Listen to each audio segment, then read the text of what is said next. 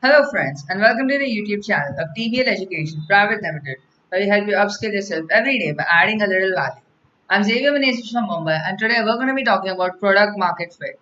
This is the latest video in our module that tells you how to get started on your startup journey. And product market fit is going to be an extremely important part. At this point in your startup journey, you've already designed your product, you've figured out what your pitch is going to be, and you're almost ready to move into the final production phase.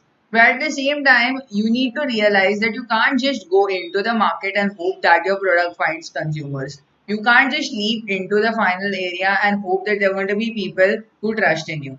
You need to figure out right from the start what the market wants from you. You need to look before you leap. A lot of startup inventors make a lot of innovative inventions, but at the same time, there's thousands more startup investors who create products that aren't as obviously innovative. You can't create the next great revolutionary invention, right? You can't always create the next steam engine. You can't always create the next rocket. To a large extent, you need to put the market first because the benefits of your product will not always be obvious to the market. As a result, rather than wasting time and energy on convincing people why they need to buy your product, you already work this into your product creation process. This is called product market fit. Figure out what the market wants in advance and then put a product that caters to the market's needs into the market afterward. What is product market fit? Product market fit is the degree to which a product satisfies a strong market demand. It helps you understand potential consumers, gauge market trends, and build a primary business model. So you already know what you need to do, all you need to do is do it. In many cases, this involves creating a minimum viable product to solve an existing problem. We've talked about minimal viable products before. Minimum viable products are products that you can create with a minimal amount of resources and at the minimum price that can still solve the consumer's problem. With the lowest amount of effort, the highest amount of yield. That ideal mix will form your product. Effective product market fit starts off by capturing existing consumers and then scales to create new ones. One advantage of catering to already existing needs is that you will already have a good consumer base ready and waiting. And once you fulfill those needs, other consumers will realize that these needs were also unfulfilled in their lives. There are lots of products that fulfill needs that people never thought they had. They never thought that they understood. For instance, a lot of people wanted to connect with their friends over long distances. So social media apps came in. Social media apps were able to cater to those people from the beginning, but at the same time, they were also able to scale to create new consumers because these people told their friends who told their friends, and this created a massive word of mouth phenomenon that turned social media from an invention into the cultural mainstay that it is today. Product market fit creates a resonance within a large number of consumers. It doesn't create something that they want, but something that they need in their lives, something that is essential, as essential as going out in the morning to buy groceries, to the point where they feel like they can't live without your product. And the core philosophy here is look before you leap. Put the market first because no matter what happens, the market is king. How to create a good product market fit? There are 6 steps. First, discover an unfulfilled need in the market. Now, this comes at the core of all product market fit. Find out a need that is unfulfilled. Find out a lot of expectations that consumers had. This could be many different kinds of needs. Obviously, there are needs of the more dramatic, grand kind. For example, a lot of people who get injured in accidents want quick healthcare or they want good prosthetics. This is an example of a dramatic need, something that people want but that a lot of technology can't easily provide.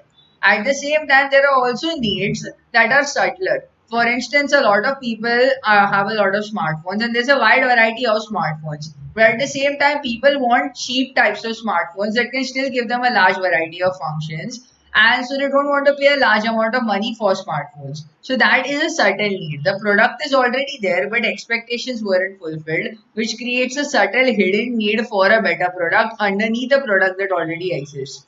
So figuring out what kind of unfulfilled need is there will drive your startup process. Second, understand your target customer. Now it isn't just enough to understand the need, you also need to understand the customer. Ideally, as long as you cater to the need, the customers will come along, but it isn't always so simple.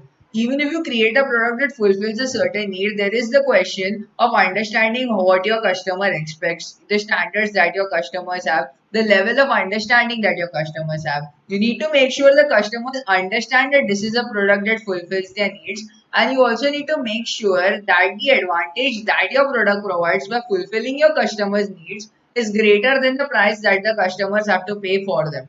For instance, if you create a product that will allow people to grow their hair back instantly, on the one hand, it's a very viable product, especially for a lot of middle-aged people who are worried about going bald. But if this product costs like 10,000 or 20,000 rupees per pack, then a lot of people are going to consider that it isn't probably worth it. So you also need to understand the means and wants of your target customer.